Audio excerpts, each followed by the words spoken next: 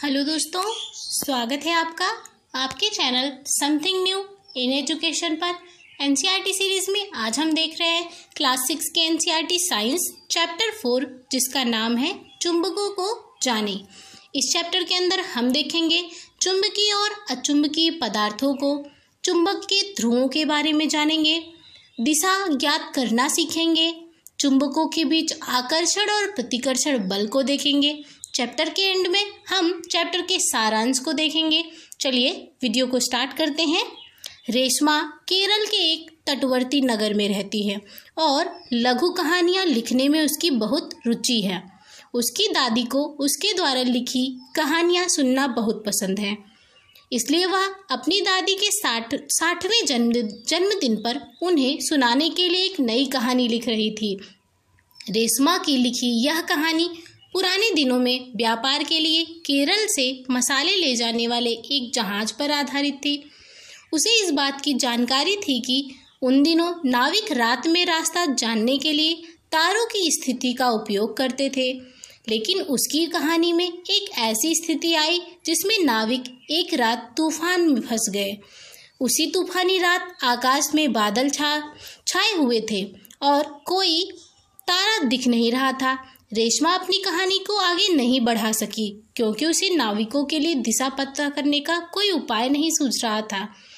उसने इंटरनेट और अपने विद्यालय के पुस्तकालय से इस विषय में जानकारी खोजी और उसने पाया कि यात्री दिशा जानने के लिए चुंबकीय दिक्सूचक यानी कंपास नामक यंत्र का उपयोग करते थे। उस टाइम मतलब किसका यूज किया जाता है? डायरेक्शन ज्ञात करने के लिए, मतलब दिशा मालूम करने के लिए किस यंत्र का यूज करते हैं? चुंबकीय दिक्सूचक, जिसे हम कंपास कहते हैं। या कंपास का फिगर भी दिया गया आपको, देखिए यहाँ पर लिखा गया है। ये नॉर्थ है, ये साउथ है, ये ईस्ट है, ये वेस्ट है। ये देखिए नॉर्थ ईस्ट है, ये साउथ वेस्ट है, ये नॉर्थ वेस्ट है, ये साउथ ईस्ट है। तो इस तरीके से वो देखते थे डायरेक्शन को, कैसे किस दिशा में हमें जाना है मालूम करते थे कंपास के जरिए। यद्यपि रेशमा ने ऐसे पेंसिल बॉक्स और पर्स देखे हुए थे जो चुंबक का उपयोग करके बंद होते थे। इसके साथ ही उसके विद्यालय में भी एक ऐसा लेखन बोर्ड था जिसके साथ चुंबक वाला डस्टर चिपक रहा था, लेकिन उसने कभी इन वस्तुओं पर बहुत ध्यान नहीं दिया था। इस खोजबीन के पश्चात उसमें चुंबक व चुंबकीय दिक्सूचक के बारे में और अधिक जानने की जिज्ञासा उत्पन्न हुई। यहाँ पर आपको कुछ चीज़ें दिखाई गई हैं जो पहले से उसने देखा था। जैसे यहाँ पे देखिए डस्टर को दिखाया गया है किस प्रकार से। मोबाइल फ़ोन की कवर को आप देखो, कुछ कवर ऐसे होते हैं जो चुंबक पर आधारित होते बंद होते, कुछ बॉक्सेस ऐसे होते हैं, कुछ अलमीरा ऐसी होती हैं, फ्रिज वगैरह में यूज किया जाता है। तो ये कुछ चीज़ें होती हैं जिसमें चुंबक का यूज़ किया जाता है। पुराने समय में नाविकों द्वारा उपयोग किए जाने वाले चुंबक प्राकृतिक रूप से पाए जाने वाले चुंबक थे। इन्हें चुंबक पत्थर के नाम से जाना जाता था और जिसकी खोज प्राचीन काल में हुई थी। समय बीतने के साथ लोगों को पता चला कि लोहे के टुकड़ों से भी चुंबक बनाए जा सकते हैं। आजकल हमारे पास विभिन्न पदार्थों से बने चुंबक उपलब्ध हैं। जो चुंबक आप विद्यालय की प्रयोगशाला में देखते हैं और जो पेंसिल बॉक्स, स्टिकर व खिलौनों में उपयोग किए जाते हैं, वे सभी कृत्रिम चुंबक हैं, यानी मैन मेड हैं। चुंबक विभिन्न आकार के हो सकते हैं, जिनमें से कुछ फिगर 4.2 में दिखाए गए हैं। देखिए चुंबकों का आकार दिया गया है। छड़ आकार का चुंबक, यू आकार का चुंबक यानी वलय आकार का चुंबक, ये कुछ प्रकार हैं। यहाँ पूछा गया है, क्या चुंबक केवल कुछ विशेष पदार्थों से बनी वस्तुओं पर ही चिपकते हैं? सही है, वो हर वस्तु पर नहीं चिपकते हैं, कुछ विशेष पदार्थों से बनी वस्तुओं पर ही चिपकते हैं। यहाँ आपको दिया गया है चुंबकीय और अचुंबकीय पदार्थ। कैसे, मतलब कौन से पदार्थ चुंबकीय होते हैं और कौन से पदार्थ अचुंबकीय होते हैं, किन में चुंबकीय गुण होता है, किन में चुंबकीय गुण नहीं होता है। यहाँ एक्टिविटी 4.1 है, आइए खोज करते हैं। पॉइंट है इसमें फर्स्ट, विभिन्न पदार्थों से बनी कुछ वस्तुएं तथा एक चुंबक लें। पूर्वानुमान लगाएं कि कौन सी वस्तुएं चुंबक से चिपक जाएंगी। मतलब पहले से आप गेस करो कि कौन सी वस्तुएं चिपक जाएंगी, बिना चिपकाए देखें। पहले आप गेस करके देखो। अपना पूर्वानुमान टेबल 4.1 में अंकित करें। मतलब जैसे कि आपको क्या लगता है इनमें से कौन सी चीज़ें चिपकेंगी चुंबक के साथ और कौन सी नहीं चिपकेंगी। पहले पूर्वानुमान को टेबल 4.1 में लिख लीजिए। आगे कहते हैं, अब अपने हाथ में एक छड़ चुंबक पकड़ें और उसे एक एक करके सभी वस्तुओं के पास ले जाएं, जैसा कि फिगर 4.3 में आपको किया जाता हुआ दिखाई दे रहा है। ये देखिए चुंबक को कैसे यहाँ पर इस चीज़ के पास ले जाया जा रहा है, ऐसे आपको करना है। आगे कह रहे हैं अवलोकन करें कि कौन कौन सी वस्तुएं चुंबक से चिपक जाती हैं। पहले आपको गेस करके टेबल में लिख लेना है पूर्वानुमान को कि आपको क्या लगता है, फिर चुंबक से चेक करके उसको लिख लीजिए। अपने अवलोकन को फिर टेबल 4.1 में अंकित करिए, मतलब लिख लीजिए। आपको नीचे टेबल भी दी गई है, आपको लिखना है। जैसे कि आपको पहली वस्तु दी गई है पेंसिल, बनी किससे होती है? लकड़ी से। आप अनुमान लगाइए कि वो चुंबकीय होगा या नहीं। हमें तो लगता है अचुंबकीय होगा। आप अपना अनुमान लिखिएगा, ऐसा नहीं कि मेरा अनुमान, लेकिन आप अपना अनुमान लिख सकते हैं। और चुंबक से चिपकाने से आपको क्या लगता है? वो अचुंबकीय ही निकलेगा। जब आप चुंबक से चेक करेंगे तो वो अचुंबकीय निकलेगा। इरेजर अर्थात रबड़, जिसे हम पेंसिल से लिख के जब इरेज करते हैं तो वो वाला इरेजर वो किससे बना होता है? रबर से बना होता है। आप अपना अनुमान लगाइए कि वो चुंबकीय होगा नहीं, आकर्षित होगा या नहीं। हम लिख देते हैं अनाकर्षित होगा, मतलब नहीं होगा आकर्षित, क्योंकि हमें तो पता है। आप अपना गेस करिए। यहाँ पे आप चुंबक से चेक करेंगे तो फिर से नहीं हो जाएगा, चुंबक से नहीं चिपकेगा। तो लेकिन आप गेसिंग जो है पहले अपना लिखिएगा, फिर यहाँ पर जितनी भी चीज़ें दी गई हैं आप उन सब चीज़ों को लिख सकते हैं। स्केल को लिख सकते हैं, मोमबत्ती को लिख सकते हैं, सीजर को लिख सकते हैं, मतलब कैंची को लिख सकते हैं, ग्लास को लिख सकते हैं, ये नैपकिन को लिख सकते हैं, स्टेपलर को लिख सकते हैं। हर चीज़ को आप लिख सकते हैं यहाँ पे, मतलब पदार्थों की कॉलम में आप लिख सकते हैं, फिर उनको चेक कर सकते हैं। अपना गेसिंग पहले लिखिए। आगे क्या है? क्या आपका पूर्वानुमान सभी वस्तुओं के लिए सही था? जरूरी नहीं है कि जो हम गेस करेंगे वही सही हो जाएगा। कौन कौन सी वस्तुएं चुंबक से चिपक जाती हैं? जैसे कि लोहे की चीज़ ऊपर दी गई थी, एक चाबी, एक पिन दिया गया था, स्टेपलर चिपक सकता है। ऐसी कुछ चीज़ें थी जो हमको लगता है मेटल से बनी हुई थी, आयरन से बनी हुई थी, वो चिपक सकती हैं। इस क्रियाकलाप से हमें पता चलता है कि कुछ वस्तुएं चुंबक की ओर आकर्षित होती हैं और उससे चिपक गई, जबकि अन्य वस्तुएं आकर्षित नहीं होती, मतलब सभी वस्तुएं नहीं चिपकती हैं। वे पदार्थ जो चुंबक की ओर आकर्षित होते हैं चुंबकीय पदार्थ कहलाते हैं। मतलब जो चुंबक से चिपक जाते हैं, उसकी तरफ खींचते हैं, आकर्षित होते हैं, वो चुंबकीय पदार्थ कहलाते हैं। लोहा एक चुंबकीय धातु है। इसके अलावा निकेल और कोबाल्ट भी चुंबकीय धातुएं हैं। अन्य धातुओं के साथ इनके कुछ संयोजन भी चुंबकों की ओर आकर्षित होते हैं। जो पदार्थ चुंबक की ओर आकर्षित नहीं होते हैं अचुंबकीय पदार्थ कहलाते हैं। मतलब वो जो चुंबक से नहीं चिपकते हैं, उनकी तरफ नहीं खींचते हैं, नहीं आकर्षित होते, अचुंबकीय पदार्थ कहलाते हैं। आपके द्वारा टेबल 4.1 में सूचीबद्ध कौन कौन सी वस्तुएं अचुंबकीय पाई गई, मतलब कौन कौन सी वस्तुएं नहीं चिपकी। जैसे कि आप देख सकते हैं कपड़ा था वहाँ पे तौलिया टाइप का, वो नहीं चिपकेगा, रबर नहीं चिपकेगा, पेंसिल नहीं चिपकेगी। तो ऐसी बहुत सारी चीज़ें हैं जो अचुंबकीय होंगी। आगे पूछा गया है, क्या चुंबक के सभी भाग चुंबकीय पदार्थों को समान रूप से आकर्षित करते हैं? नहीं। आप देखेंगे चुंबक के ध्रुव जो होते हैं ज़्यादा वस्तुओं को आकर्षित करते हैं। उसी के बारे में आपको नीचे बताया भी जा रहा है, चुंबक के ध्रुव। एक्टिविटी 4.2 है, आइए जांच करते हैं। कागज की एक सीट पर थोड़ा सा लोह रेतन, मतलब लोहे का चूरा ले लीजिए। लोहे के छोटे छोटे टुकड़े फैलाएं। लोह रेतन के ऊपर एक छड़ चुंबक रखें। कागज को थपथपाएं और ध्यान से देखिए कि लोह रेतन का क्या होता है। क्या आप लोह रेतन के चुंबक से चिपकने के तरीके में कोई विशेष बात देखते हैं? क्या लोह रेतन पूरे चुंबक पर समान रूप से चिपक जाता है या फिर यह कुछ जगहों पर अधिक चिपकता है? हम देख सकते हैं कि लोह रेतन सबसे अधिक चुंबक के सिरों पर चिपकता है, जैसे कि फिगर 4.4 में आपको दिखाया गया है। ये साउथ पोल है यानी साउथ ध्रुव है, ये नॉर्थ पोल है यानी नॉर्थ ध्रुव है, यानी उत्तरी ध्रुव है, ये दक्षिणी ध्रुव है।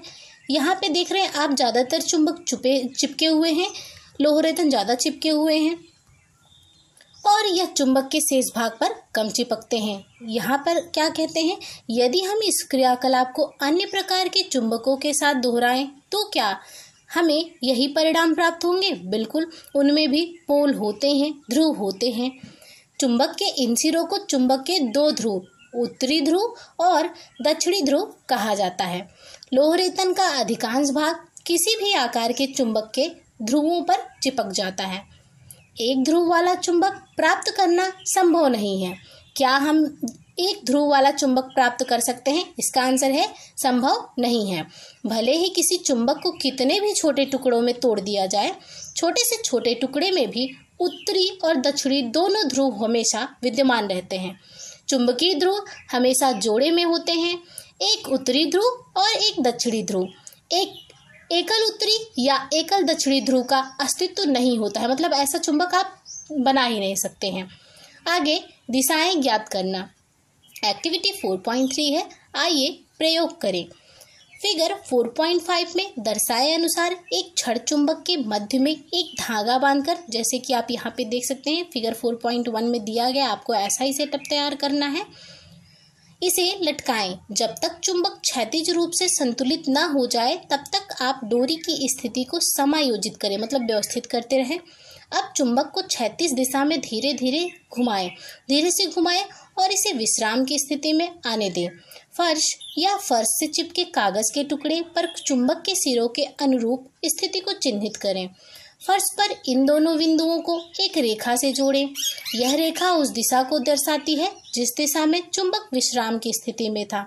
आगे है, अब फिर से चुंबक के एक सिरे पर हल्का सा धक्का देकर उसे घुमाएं और उसके विश्राम की स्थिति में आने तक प्रतीक्षा करें। अब यह देखें कि क्या चुंबक उसी रेखा के अनुदिश विरामावस्था में ठहरता है। आपको ये चेक करना है क्या उसी जहाँ पे था वो वहीं पे ठहरता है। आगे है, वह कौन सी दिशा है जिसके अनुदिश चुंबक विराम अवस्था में ठहरता है। हम इसे कैसे पता कर सकते हैं? यदि हम सूर्य के उदित होने या अस्त होने की दिशा पर ध्यान देते हैं, मतलब पूरब और पश्चिम दिशा को, तो हमें लगभग अनुमान हो जाता है कि पूर्व या पश्चिम दिशा किधर है। इसलिए हम उस रेखा की दिशा का पता लगा सकते हैं जिसके अनुदिश चुंबक रुकता है, ठहरता है। स्वतंत्र रूप से लटका हुआ चुंबक उत्तर दक्षिण दिशा में ठहरता है, मतलब उत्तर और दक्षिण दिशा में पैरेलल होके ठहरेगा। चुंबक का वह सिरा जो उत्तर की ओर दर्शाता है, मतलब इंगित करता है, उसे चुंबक का उत्तरोन्मुखी ध्रुव यानी उत्तर की ओर मुख किया हुआ ध्रुव यानी उत्तरी ध्रुव कहा जाता है। दूसरा सिरा जो दक्षिण की ओर इंगित करता है उसे चुंबक का दक्षिणोन्मुखी ध्रुव या दक्षिणी ध्रुव कहा जाता है। स्वतंत्र रूप से लटका हुआ चुंबक उत्तर दक्षिण दिशा में ठहरता है, क्योंकि हमारी पृथ्वी स्वयं एक विशाल चुंबक की तरह व्यवहार करती है। इसीलिए इस क्रियाकलाप को छड़ चुंबक के स्थान पर लोहे के एक छोटी छड़ के साथ दोहराएं। आप क्या देखते हैं? क्या यह छड़ हमेशा उत्तर दक्षिण दिशा में ठहरती है? ऐसा नहीं होता है, यह किसी भी दिशा में ठहर सकती है।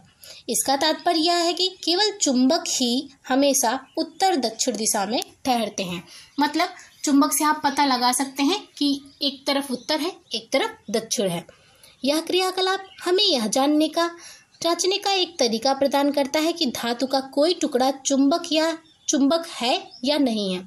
हम पता कर सकते हैं कि वो चुंबक है या नहीं, क्योंकि अगर वो सभी दिशाओं में बारी बारी से हम कई बार चेक करेंगे तो किसी भी दिशा में रुक रहा है तो वो चुंबक नहीं है। अगर केवल उत्तर और दक्षिण दिशा में ही रुक रहा है तो उसमें चुंबकीय गुण है। स्वतंत्र रूप से लटके चुंबक को हमेशा उत्तर दक्षिण दिशा में रुकने के गुण का उपयोग दिशाएं जानने के लिए किया जाता है। इसलिए हम नॉर्थ और साउथ पोल को ज्ञात कर पाते हैं। यहाँ देखिए आपको कंपास दिखाया भी गया है। उसी आधार पर पुराने समय में दिशाएं जानने के लिए चुंबकीय दिक्सूचक नामक एक छोटा यंत्र, जिसे कंपास कहते हैं, विकसित किया गया था। इसमें सुई के आकार, जैसा कि फिगर आपको 4.6 में दिया गया है, का एक चुंबक होता है जो स्वतंत्र रूप से घूम सकता है। चुंबकीय दिक्सूचक की सुई उत्तर दक्षिण दिशा को इंगित करती है, मतलब इधर एक तरफ उत्तर है, एक तरफ दक्षिण। दिक्सूचक को उस स्थान पर रखा जाता है जहां हम दिशाएं जानना चाहते हैं। कुछ समय पश्चात इसकी सुई उत्तर दक्षिण के दिशा के अनुदिश रुक जाती है। इसके बाद दिक्सूचक यानी कंपास बॉक्स को धीरे धीरे तब तक घुमाया जाता है जब तक डायल पर अंकित उत्तर और दक्षिण सुई के साथ संरेखित न हो जाए, मतलब तब तक घुमाते रहेंगे जब तक ये सुई एग्जैक्ट नॉर्थ पे और एग्जैक्ट साउथ पे ना पहुंच जाए। अब उस स्थान पर सभी दिशाएं डायल पर दर्शाए अनुसार होती हैं। जब सुई एकदम एग्जैक्ट नॉर्थ और साउथ पे पहुंच जाती तो मतलब जो दिशाएं लिखी गई हैं अब हम उस दिशा को एग्जैक्टली पता कर सकते हैं। आगे है चुंबकीय दिक्सूचक सामान्यतः एक छोटा वृत्ताकार बॉक्स होता है। यहाँ पे कंपास के बारे में थोड़ी जानकारी आपको दिया गया है, जिस पर कांच का आवरण होता है, जैसा कि ऊपर आपको फिगर 4.6 में दिखाया गया था। सुई के आकार का एक चुंबक बॉक्स के तल पर खड़ी एक पिन पर लगा होता है। यह चुंबकीय सुई पिन पर इस तरह से संतुलित होती है कि यह इस बिंदु के चारों ओर आसानी से गति कर सके, अर्थात स्वतंत्र रूप से घूम सके। सुई का वह सिरा जो उत्तर दक्षिण दिशा में रहता है सामान्यतः लाल रंग से रंगा जाता है। सुई के नीचे एक डायल होता है जिस पर दिशाएं अंकित होती हैं।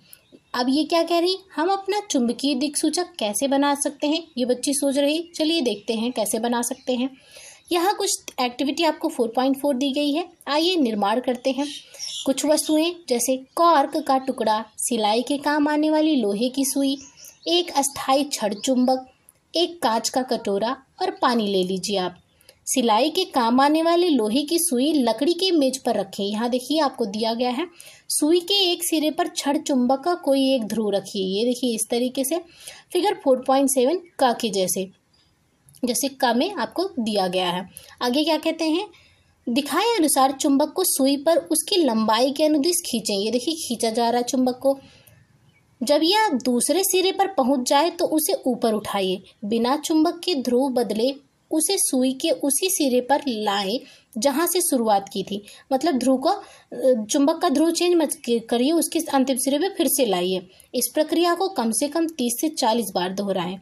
सुई के पास थोड़ा सा लोह रेतन या स्टील की पिन लाएं। अगर पिन या लोह रेतन सुई की ओर अब आकर्षित हो जाए तो इसका अर्थ है कि सुई चुंबक बन गई है। मतलब चुंबक के इतनी देर संपर्क में रहने के बाद वो लोह की सुई, आयरन की सुई चुंबक बन गई है। इस सुई को कॉर्क में क्षैतिज रूप से घुसाइए। जैसे कि ये कॉर्क का टुकड़ा है, उसमें देखिए आप घुसा रहे हैं आप। ये कटोरा है, कटोरी में पानी है, ऊपर कॉर्क है, कॉर्क में सुई को घुसाया गया है। आगे देखते हैं। सुई के पास यहाँ इन्होंने कहा इस सुई को कॉर्क में क्षैतिज रूप से घुसाएं। पानी से भरे कांच के कटोरे में कॉर्क इस तरह से तैराएं कि सुई हमेशा पानी के स्तर से ऊपर रहे, मतलब बीच में रखिए, जैसा कि फिगर 4.7 ख में दिखाया गया है। जब सुई रुक जाती है तो आपका चुंबकीय दिक्सूचक उपयोग के लिए तैयार है। आपने कंपास बना लिया है। ध्यान दें कि सुई के दोनों सिरे कौन कौन सी दिशा इंगित करती हैं, ये आपको ध्यान में रखना है। कॉर्क धीरे से घुमाएं और इसके रुकने तक प्रतीक्षा करें। इसे कई बार दोहराएं। क्या सुई के सिरे हमेशा एक ही दिशा में इंगित करते हैं? बिल्कुल करेंगे, क्योंकि कंपास बना लिया है हमने। चुंबकों के बीच आकर्षण और प्रतिकर्षण को देखते हैं। आधुनिक दिक्सूचक 4.6 में, जो कि फिगर ऊपर 4.6 में दिया गया था, के व्यापक उपयोग से बहुत पहले आपके द्वारा बनाई गई दिक्सूचक, जैसा कि फिगर ऊपर 4.7 खा में हमने कटोरे में पानी रख के बनाया सुई से, जैसा एक उपकरण भारतीयों द्वारा समुद्र में नौ संचालन के लिए उपयोग में लाया जाता था। इसमें मछली के आकार का एक चुंबकीकृत लोहे का टुकड़ा होता था जिसे तेल के बर्तन में रखा जाता था। इसे मत्स्य यंत्र या मत्स्य यंत्र कहा जाता था। मतलब रूप यही था, बस पानी की जगह तेल यूज किया था उन्होंने। आगे कहते हैं, जब हम दो चुंबक एक दूसरे के पास लाते हैं तो क्या होता है, वो एक दूसरे को आकर्षित करते हैं। कभी कभी अगर हम उनके समान ध्रुवों को लाते हैं, जैसे नॉर्थ को एक तरफ कर दे या साउथ पोल को एक तरफ कर दे, तो वे एक दूसरे को प्रतिकर्षित भी करते हैं। आइए देखते हैं, एक्टिविटी 4.45 है। आइए प्रयोग करें। दो ऐसे छड़ चुंबक लें जिन पर उत्तरी यानी N और दक्षिणी ध्रुव S ध्रुव अंकित हों। इन्हें चुंबक फर्स्ट व चुंबक सेकंड के रूप में चिन्हित कर लीजिए। चुंबक फर्स्ट के लंबे भाग को 5 से 6 गोल आकार की पेंसिलों के ऊपर रखें, जैसे कि फिगर 4.8 का में दिखाया गया है। आपको देखिए कैसे इस फिगर में आपको दिखाया गया है कि पेंसिलों के ऊपर चुंबक को रखा गया है। देखिए इस प्रकार से हमको सभी में व्यवस्था करनी है, इसी तरीके से व्यवस्थित करके रखना है। अब चुंबक सेकंड का एक सिरा पेंसिलों पर रखें, चुंबक फर्स्ट के सिरे के पास लाएं। सुनिश्चित करें कि दोनों चुंबक एक दूसरे को स्पर्श ना करें। अब देखिए कि क्या होता है। पास लाइए पर उनको चिपकाइए नहीं, अभी मतलब थोड़ा पास रखिए। इसके बाद चुंबक सेकंड का दूसरा सिरा को चुंबक फर्स्ट के उसी सिरे के पास लाइए। मतलब पहले एक ध्रुव को लाइए, फिर उसी फर्स्ट चुंबक के उसी ध्रुव के पास सेकेंड चुंबक के दूसरे ध्रुव को लाइए, जैसा कि फिगर 4.8 ख में दिखाया गया। आपको देखिए फर्स्ट में किस प्रकार से सेकेंड चुंबक के नॉर्थ पोल को लाया जा रहा है फर्स्ट चुंबक के साउथ पोल के पास, और फिर ख में देखिए सेकेंड चुंबक के साउथ पोल को फर्स्ट चुंबक के साउथ पोल के पास ही लाया जा रहा है। इस प्रकार आप फिगर में देख रहे हैं। आप देखेंगे कि दो चुंबकों के असमान ध्रुव, यानी जब नॉर्थ के पास साउथ को ला जा रहा है तो असमान ध्रुव अर्थात एक चुंबक का उत्तरी ध्रुव और दूसरे चुंबक का दक्षिणी ध्रुव एक दूसरे को आकर्षित करते हैं, एक दूसरे को खींचते हैं। दोनों चुंबकों के समान ध्रुव अर्थात दोनों चुंबकों के उत्तरी ध्रुव या दोनों के दक्षिणी ध्रुव एक दूसरे को प्रतिकर्षित करते हैं, यानी एक दूसरे को दूर धकेलते हैं। किसी एक चुंबक के स्थान पर लोहे की छड़ से इसी क्रियाकलाप को दोहराइए। इस बार आप क्या देखते हैं, आप पाएंगे कि लोहे की छड़ के दोनों सिरे चुंबक के उत्तरी और दक्षिणी दोनों ध्रुवों से आकर्षित ही होंगे। इस क्रियाकलाप से हमें पता लगता है कि किसी चुंबक को उसके प्रतिकर्षण गुण से पहचाना जा सकता है। आपने देखा लोहा भी आकर्षित हो रहा है, लेकिन प्रतिकर्षण सिर्फ चुंबक और चुंबक के बीच ही हो रहा था। यहाँ पर अब एक्टिविटी 4.6 को देखते हैं। आइए प्रयोग करें। एक चुंबकीय दिक्सूचक और एक छड़ चुंबक लें, मतलब एक कंपास लें और एक छड़ चुंबक को लें। एक क्षैतिज सतह पर चुंबकीय दिक्सूचक रखें और उसकी सुई के विरामावस्था में आने की प्रतीक्षा करें। अब धीरे धीरे छड़ चुंबक का उत्तरी ध्रुव दिक्सूचक सुई के उत्तरी ध्रुव के पास लाएं, जैसा कि फिगर 4.9 का में दिखाया गया है। दिक्सूचक सुई का अवलोकन करें। आप क्या देखते हैं, क्या सुई विक्षेपित होती है? यदि हाँ, तो किस दिशा में विक्षेपित हुई है? आइए देखते हैं। अब छड़ चुंबक के दक्षिणी ध्रुव के साथ उपरोक्त चरण दोहराइए। पहले हमने जो उत्तरी ध्रुव के साथ किया वही अब दक्षिणी ध्रुव के साथ करेंगे। क्या आप इस बार कोई अंतर देखते हैं? क्या आपको कोई डिफरेंस दिख रहा है? यहाँ पर ये कह रही है दिक्सूचक की सुई भी एक चुंबक है। यदि कोई चुंबक इसके समीप लाया जाए तो क्या वह भी यही व्यवहार दिखाएगी? बिल्कुल दिखाएगी। आगे देखते हैं। जब चुंबक का उत्तरी ध्रुव दिक्सूचक सुई के उत्तरी ध्रुव के पास लाया जाता है तो यह दूर चला जाता है, क्योंकि हमने ऊपर देखा कि समान ध्रुव के चुंबकों के समान ध्रुव एक दूसरे को प्रतिकर्षित करते हैं, जैसा कि फिगर 4.9 का में देखा था हमने। जब चुंबक का दक्षिणी ध्रुव दिक्सूचक सुई के उत्तरी ध्रुव के पास लाया जाता है तो यह पास आ जाता है, आकर्षित होता है, जैसा कि हमने फिगर 4.9 ख में देखा था। अब देखते हैं। मान लीजिए हम दिक्सूचक सुई और चुंबक के बीच लकड़ी का एक टुकड़ा रखते हैं। क्या इससे दिक्सूचक सुई के विक्षेपण पर कोई प्रभाव पड़ेगा? आइए देखते हैं। 4.7 एक्टिविटी के माध्यम से क्रियाकलाप 4.6 के पहले या दूसरे भाग को दोहराइए। मतलब जो हमने 4.6 एक्टिविटी में की उसको हमको फर्स्ट या सेकेंड स्टेप को फिर से करना है। छड़ चुंबक और चुंबकीय दिक्सूचक को छेड़े बिना उनके मध्य लकड़ी का एक टुकड़ा फिगर 4.10 में दर्शाए चित्र के अनुसार रखिए। यहाँ पे जैसे फिगर में दिखाया गया है, जैसे कि आप देख सकते हैं यहाँ पे एक चुंबक है, एक यहाँ पे कंपास रखा हुआ है, बीच में एक लकड़ी को रख दीजिए, लकड़ी के टुकड़े को रख दीजिए। अब देखते हैं। अब दिक्सूचक सुई को ध्यान से देखिए। क्या लकड़ी का टुकड़ा मध्य में रखने से दिक्सूचक सुई के विक्षेपण पर कोई प्रभाव हुआ है? अपने अवलोकन को टेबल 4.2 में लिखिए। बिल्कुल विक्षेपित होगी। लकड़ी के टुकड़े के स्थान पर कार्डबोर्ड सीट, पतली प्लास्टिक सीट और पतली कांच की सीट रखकर इन एक्टिविटी को दोहराइए और जो आपको प्राप्त होता है इस टेबल में लिखिए। क्या विक्षेपित हुई? यहाँ पे कह रहे हैं जब चुंबक और दिक्सूचक सुई के मध्य उपर्युक्त उल्लिखित किसी भी सामग्री की सीट रखी जाती है तो आप सुई के विक्षेपण में कोई विशेष परिवर्तन नहीं देखेंगे। इसलिए हम यह निष्कर्ष निकाल सकते हैं कि चुंबकीय प्रभाव अचुंबकीय पदार्थों के भीतर से होकर उनके पार जा सकता है। मतलब जब बीच में हमने लकड़ी को रखा, फिर भी नॉर्थ पोल अगर साउथ पोल के कंपास के साउथ पोल के पास था तो दोनों अट्रैक्ट हो रहे थे। अगर साउथ पोल के साथ नॉर्थ पोल था कंपास का तो साउथ पोल, चुंबक के साउथ पोल के साथ कंपास का साउथ पोल था तो सुई विक्षेपित हो रही थी, दूर भाग रही थी। हमने बोला था विक्षेपित होगा। तो यहाँ पर आप देख रहे हैं चुंबकीय प्रभाव उसी प्रकार से कार्यरत है, मतलब बीच से पार हो जा रहा है। चुंबकीय पदार्थों के बीच से चुंबकीय प्रभाव पार हो जाता है। आगे देखते हैं। चुंबकों के साथ कुछ मनोरंजन कर लेते हैं। चुंबकों के बारे में जानने के बाद जैसे कि हम लोग बचपन में बहुत सारे चुंबकों को लेके खेलते थे। रेडियो में कभी मिल जाता था, दादाजी की रेडियो टूट गई होगी तो उससे मिला होगा आपको, मतलब काफ़ी सारी ऐसी चीज़ें मिलती थी। टेलीविज़न किसी के यहाँ टूट गया होगा तो उसके पीछे लगा रहता था। तो ऐसी कई जगहों से हम चुंबक पाते थे। मतलब आप खरीद भी सकते हो, लेकिन हम लोग खरीदते नहीं थे, इन सब चीज़ों से इकट्ठा कर लेते थे। चुंबकों के बारे में जानने के बाद रेशमा बहुत उत्साहित थी और उसने अपने विद्यालय के मेले में चुंबकों का उपयोग करके कुछ रोचक क्रियाकलाप आयोजित करने का निर्णय लिया। आप भी इन्हें अपने लिए बनाने की कोशिश कर सकते हैं और कुछ अन्य रोचक वस्तुएं बनाने पर भी विचार कर सकते हैं। क्या हम चुंबकों का प्रयोग करके माला, जैसा कि फिगर 4.11 में दिखाया गया है, बना सकते हैं? यहाँ पे आप देख सकते हैं चुंबकों का यूज करके किस प्रकार एक माला बनाई है इन्होंने।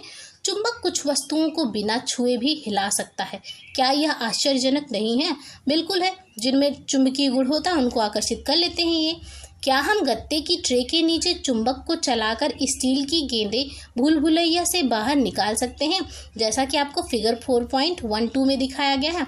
क्या पानी में गिरे हुए स्टील के पेपर क्लिप को चुंबक का उपयोग करके हम अपनी उंगलियों या चुंबक को गीला किए बिना बाहर निकाल सकते हैं, जैसा कि फिगर 4.13 में आपको करके दिखाया जा रहा है? देखिए यहाँ पे किया जा रहा है। आगे है फिगर 4.14 में दर्शाई गई दोनों कारों को, यहाँ पे दो कारें हैं, पास में लाने पर क्या वे एक दूसरे को की ओर तेजी से बढ़ेंगी या एक दूसरे से दूर जाएंगे? आप देखेंगे सेम पोल दिखाया गया है, यहाँ पे डॉटेड लाइन से सेम पोल दिखाया गया, तो एक दूसरे को ये दूर धकेलेंगे। बिल्कुल। आगे देखते हैं और अधिक जानने में कुछ चुंबकों में उत्तरी और दक्षिणी ध्रुवों को यन और एस से चिन्हित किया जाता है। कुछ अन्य चुंबकों में उत्तरी ध्रुव सफेद बिंदु से दर्शाया जाता है। मतलब यहाँ पर ये जो सफेद बिंदु दिया गया है दोनों क्या है? नॉर्थ पोल है, उत्तरी ध्रुव है। तो हम जानते हैं जब सेम पोल होगा, समान ध्रुव होगा, तो वो एक दूसरे को प्रतिकर्षित ही करेंगे। दोनों गाड़ियाँ एक दूसरे को विपरीत दिशा में धकेलेंगी।